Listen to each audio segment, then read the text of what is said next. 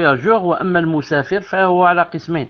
Le voyageur lui aussi, on a dit voyageur ne jeûne pas, le voyageur aussi, il y en a deux sortes. أحدهما أن يقصد بسفره التحايل على الفطر. Celui qui voyage, mais avec l'intention de, si je puis dire, juste pour ne pas jeûner. C'est-à-dire c'est comme si c'est une ruse. Il veut ruser avec Allah subhanahu wa ta'ala. Il dit, bon, il fait chaud, etc. On est en plein mois d'août, donc c'est difficile de jeûner. Ensuite, il dit, alhamdoulilah, Allah subhanahu wa ta'ala a permis aux voyageurs de ne pas jeûner. Donc, demain, je vais voyager. Donc, c'est quoi son but? C'est pas le voyage. C'est pour ne pas jeûner. Il dit après, en hiver, Inch'Allah ta'ala, quand les jours seront courts, je vais rattraper. Donc celui-là, est-ce qu'il a voyagé pour le voyage ou il a voyagé pour ne pas jeûner? Il a voyagé pour ne pas jeûner. Il veut ruser avec Allah subhanahu azza wa jal. Naam. Donc on a ce premier cas. Et celui-là, bien sûr, c'est pas la peine de dire que c'est haram ce qu'il a fait. والثاني, et le deuxième cas, من لا يقصد ذلك. Celui qui voyage pour une raison, pas pour éviter le jeûne, mais pour une raison, Inch'Allah Ta'ala, valable. Celui-là se divise en trois cas. Celui qui voyage pour une raison valable se divise en trois cas. Le premier cas, أن يشق عليه الصوم مشقة شديدة فيحرم عليه أن يصوم. Premier cas, celui qui voyage, mais pour lequel le jeûne, pendant le voyage, lui est très difficile. Lui est très difficile. Et ça rentre, ça lui donne, ça le fait souffrir même si je puis dire. Il a dit celui-là, c'est haram pour lui de jeûner. Haram pour lui de jeûner. Car le prophète sallallahu alayhi wa sallam, il était une fois dans في غزوة الفتح صائما. فبلغه أن الناس قد شق عليهم الصيام وأنهم ينظرون فيما فعل فدعا بقدح من ماء بعد العصر فشربه والناس ينظرون فقيل له إن بعض الناس قد صاموا فقال أولئك العصاة رواه مسلم. Une fois le prophète alayhi salam était en voyage à cause d'une bataille ou d'une conquête et on lui a dit, on l'a informé que, c'est-à-dire les gens qui étaient avec lui, les sahaba, que vraiment ils souffraient et que il aurait été difficile de jeûner, qu'ils attendent qu'est-ce qu'il va faire. Alors il a demandé après sa classe qu'on lui rapporte comme quelque chose comme une petite bouteille dans laquelle il y a une grande tasse comme ça, plein d'eau et il l'a bu devant les gens pour que les gens sachent que voilà il vaut mieux que vous buviez. Ensuite on l'a informé que certains des sahaba ont continué à jeûner et n'ont pas voulu rompre le jeûne. Alors il a dit sallallahu alayhi wa sallam, ceux-là ce sont les pécheurs, le rosat. Ceux-là ce sont les pécheurs, ou bien ce sont ceux qui désobéissent. Le hadith est rapporté par Muslim. Car comment le prophète sallallahu alayhi wa sallam, qui peut tenir plus que toi, qui craint Allah Ta'ala plus que toi, a bu. Et il a bu pour toi. Sinon lui il pouvait jeûner. D'ailleurs sa sunna c'était qu'il jeûnait pendant le voyage alayhi salam. Donc à cause de toi il a bu, ensuite toi tu ne veux pas boire. Tu dis non, moi je continue à boire. Il a dit ceux-là ce sont des pécheurs. Non. الحالة الثانية, deuxième cas pendant le voyage, أن يشق عليه الصوم مشقة غير شديدة. Il y a le cas où la personne qui, maintenant si elle va voyager, elle va sentir un malaise ou quelque chose comme ça. Il a dit mais ce n'est pas vraiment un grand malaise.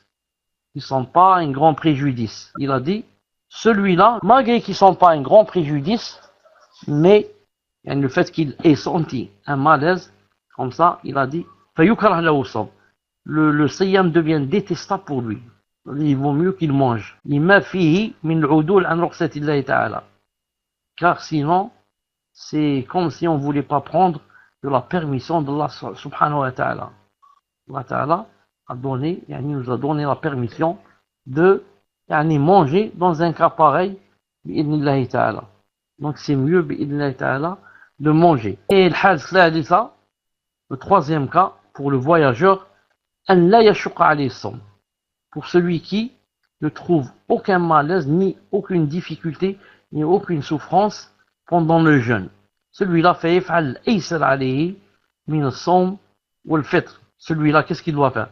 Il fait ce qui est plus facile pour lui, soit jeûner, soit manger. Certains, le plus facile pour lui, c'est de jeûner. Il peut jeûner, c'est très facile. Donc celui-là, on lui dit jeûne. Et l'autre, le plus facile pour lui, c'est de manger. On lui dit mange, il rattrape après. Il rattrape après. Tu es libre, bi'idhnillah subhanahu wa ta'ala. Et il a cité ensuite un verset et le hadith de Abi Darda, radiyallahu ta'ala anhu, qui a dit, il a dit, kharajna ma'an nabi, sallallahu alayhi wa sallam. Le verset, il a cité, yuridu Allahu bikum al-yusr, wa la yuridu bikum al-usr. Allah veut pour vous la facilité, il ne veut pas pour vous la difficulté. Il a cité le hadith de Abi Darda, radiyallahu ta'ala anhu, qui a dit, on est sorti avec le prophète, sallallahu alayhi wa sallam, en voyage, pendant le ramadan. Et il faisait tellement, il y avait tellement de chaleur que, qu'est-ce qu'ils faisaient? Qu'ils mettaient leurs mains sur leur tête pour que le soleil, ne leur fasse pas mal. Disons, pour se protéger du soleil. Il a dit, aucun d'entre nous ne jeûnait. Sauf le prophète sallallahu alayhi wa sallam et Abdullah ibn Rawaha. Il a dit, tous, nous tous, on avait mangé pendant ce voyage. Il y avait seules deux personnes qui ont jeûné. Le prophète sallallahu alayhi wa sallam et Abdullah ibn Rawaha. Donc on dit que, vous remarquez ici, que le prophète sallallahu alayhi wa sallam, dans les voyages, qu'est-ce qu'il faisait? Il restait en jeûne. Lui et Abdullah ibn Rawaha. Donc c'est ça la sunna pour celui qui ne trouve aucun malaise, ni aucune souffrance, bien sûr. Et si maintenant on dit, moi je veux manger, il est libre. La preuve, tous les sahaba mangent. Pourquoi? Le hadith a dit, il n'y avait que deux personnes qui jeûnaient. Le prophète aslam et un autre sahabi. Ça veut dire quoi? Ça veut dire que tous les autres sahaba ont mangé pendant ce voyage. On mangeait pendant ce voyage, bi'idhnillahi ta'ala. Donc on remarque que le prophète aslam jeûnait. Pourquoi? Pourquoi c'est mieux de jeûner pour celui qui n'a aucun malaise? Premièrement, il suit la sunna du prophète alayhi salam. Deuxièmement, il fait de sorte que cette adoration qui est le siyam, soit fait, cette adoration soit faite en son moment précis. Car, quand tu jeûnes pendant le ramadan, tu as fait l'ada, tu as fait ce qu'il fallait faire en son temps. Mais si maintenant tu vas manger, qu'est-ce que tu vas faire après? Tu vas rattraper. Donc tu vas jeûner, pas pendant le ramadan, tu vas jeûner des jours du ramadan en rattrapage. Et ce n'est pas comme celui qui a jeûné en son temps. Le rattrapage n'est pas comme celui qui a jeûné en son temps. Car celui qui a jeûné en son temps a fait de sorte que l'adoration ait été en son temps fixe. Non. Quant à l'autre, il a fait sortir son temps pour la rattraper après, même si c'est permis bien sûr. Et ensuite, troisièmement, quand on jeûne pendant le ramadan, c'est, comme on dit, ahwat, les dhimma. Ça veut dire que c'est plus sûr, plus garant, car rien ne prouve que je vais vivre jusqu'à ce que je rattrape après le ramadan. Personne ne m'a donné une garantie que je vais vivre pour rattraper. Et ensuite, il y a aussi une autre cause, qui est la quatrième ou la cinquième. Quand quelqu'un jeûne pendant le ramadan, on parle toujours du voyage, bien sûr. Quand quelqu'un jeûne pendant le ramadan, il va trouver, comment on appelle ça? C'est-à-dire, il a jeûné avec tout le monde. Donc, il y a en quelque sorte un encouragement à jeûner. Mais par contre, s'il laisse pour rattraper, ça va peut-être, il va trouver de la paresse. Il va se trouver tout seul dans sa famille, peut-être à rattraper. Peut-être tout seul dans son quartier, peut-être tout seul dans sa ville. Donc, il n'y a pas celui qui l'encourage. Donc, il peut, yani, ne pas jeûner et dire c'est difficile.